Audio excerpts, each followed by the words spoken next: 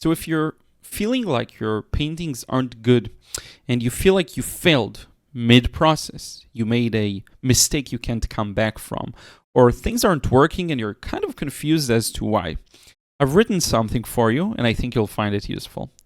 So, what if I told you I discovered a way to consistently create masterpieces that inspire others? A way to make it impossible to make a mistake.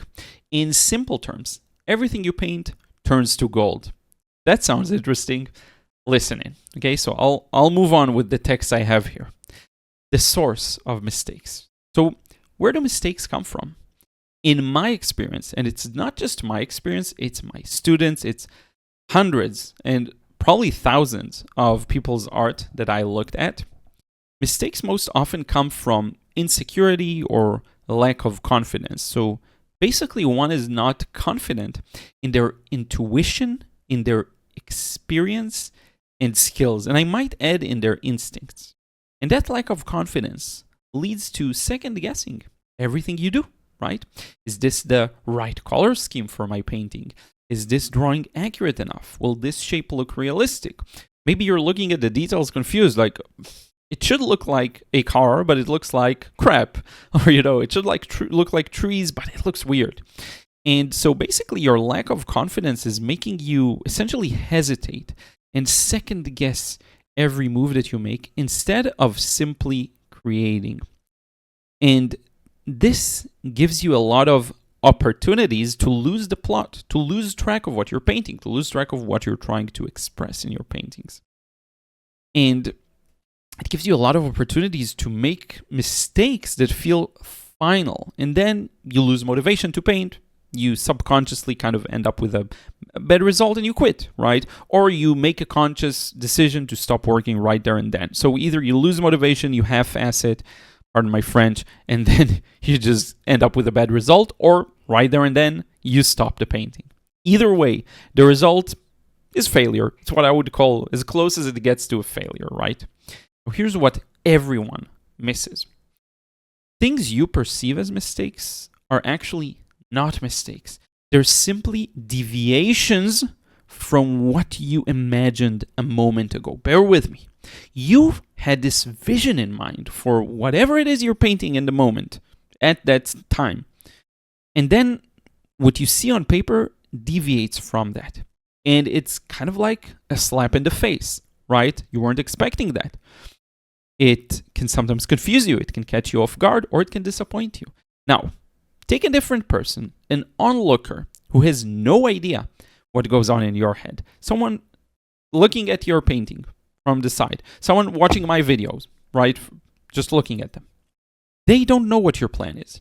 They have no idea you just made a mistake. They are not looking for a mistake, so they don't even perceive it as a mistake. And let me give you a nice analogy. You watch someone play a concert, right? And it sounds perfect, but you ask them, how did it go? And he's like, I made like 4 mistakes. It's really bad. I made bad mistakes. Like someone playing the piano, right? And they're so good and they're amazing and skilled and experienced. No one else notices the mistakes. Now, you might catch it if you have a really keen ear, but most people don't. And they have noticed each and every mistake. Will someone with a keen ear catch each and every mistake they made? Probably not.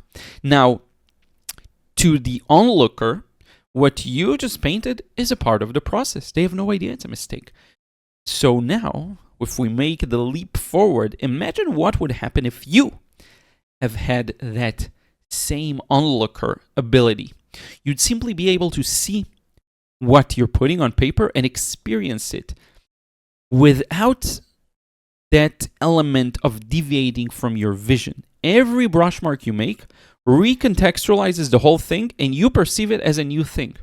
And things simply look the way they do. This leads us to the actual opportunity here. If you're able to have that onlooker ability, okay, when you see things this way, you'll know what to do next. So you put something to paper, whereas the other you would have perceived this as a mistake, which would lead to a negative internal feedback loop and lead to the failure of the painting. An onlooker, or if you had that ability of the onlooker, you just see the new thing and you'll think to yourself, this kind of looks like whatever. And then you just go on and continue the painting without judging what you've made, because there's nothing to judge. You've just added another element. And I might get challenged on this, and I will challenge you back, okay? Because if you just splash a bunch of water on paper, someone else will start seeing things in there. They'll see a face, they'll see a figure, they'll see whatever, they'll see an animal, just like in the clouds, right? As a kid, you look at the clouds, you're like, oh, this kind of looks like a face, this kind of looks like whatever. I used to see faces on cars everywhere. So whatever you put there in the painting will not look like a mistake, but rather something fresh you've added. And you're so open to it being something new you've added that you just see it as something new and you improve it and you take note of that and you improve upon it. It makes the painting even better. It's like that concept of happy accidents by Bob Ross. Whatever it is, it's not an accident. It actually is a part, an inherent part of the painting process. And that's it. You simply take it in and you move forward.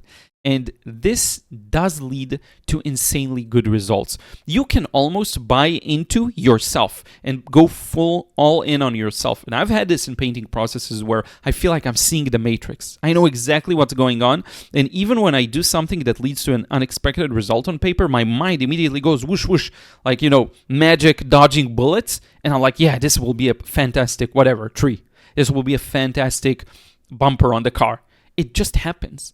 You really see through the matrix and things just click. There are no mistakes. There's nothing. Why does that happen?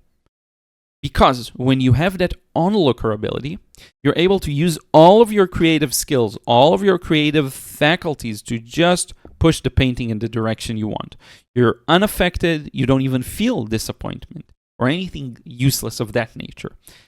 And this makes you become inevitable. When you do that, the success of your painting becomes an inevitability. There are no mistakes to be detected at all.